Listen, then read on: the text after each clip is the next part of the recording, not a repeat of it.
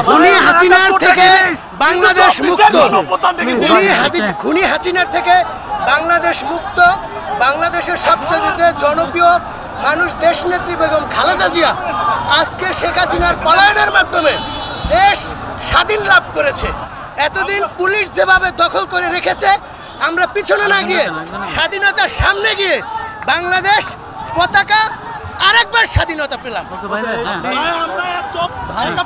আপনারা দেখেছেন, আপনার সাথে আমার কথা হয়েছিল 10 নম্বরে। আপনাকে আমি বলেছিলাম যে ভাই, এই ফাগুন থামার ফাগুন না, এই ফাগুনে মানুষ শতগুণ হবে। আমরা তো আশা করেছিলাম দুগুণ। আজকে দেখেছেন স্বৈরাচার বেশি দিন টিকে না, স্বৈরাচার থাকে না। এই আমাদের ভাই আজকে দেখেন গণভবন পুরোটা আজকে মানুষের দখলে। আপনাদের ভালোবাসা দোয়ায় আজকে আমরা সফল হয়েছি। সবাই আজকে বাংলাদেশ 1971 সালে, যেটা আমরা জন্ম হয় নাই, আমরা শুনছি যে বাংলাদেশ নতুন করেই জয়লাভ করলে, একটা দেশ স্বাধীন করলে যে উদ্দীপনা কাজ করে, ওই উদ্দীপনা আমাদের মধ্যে কাজ করতেছে। সবগুলা জনগণ, নিরীহ জনগণ সবাই এখানে আসছে, গণভবন আমরা দখল করছি। তো এর থেকে খুশি বড় কোনো নিউজ বাংলাদেশে হতে পারে না। Thank you. দীর্ঘদিনের প্রতীক্ষার ফল এটা, দীর্ঘদিনের প্রতীক্ষার ফল।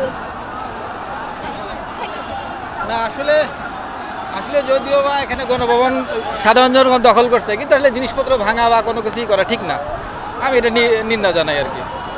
তবে আসলে যেইভাবে মানুষ ক্ষোভে ছিল 10-12 বছর, সেই কারণেই আসলে ক্ষোভের বহিঃপ্রকাশ। আর বিভিন্ন ধরনের লোক আছে, কাউকে কিছু বলাও যাচ্ছে না। কিন্তু আমাদের উচিত সবাই ভলেন্টিয়ারি ভাবে এরকম অ্যাটলিস্ট দেশের সম্পদ যেন নষ্ট না হয়, সেদিকে মনোযোগ দেওয়া। ঠিক আছে, থ্যাংক ইউ।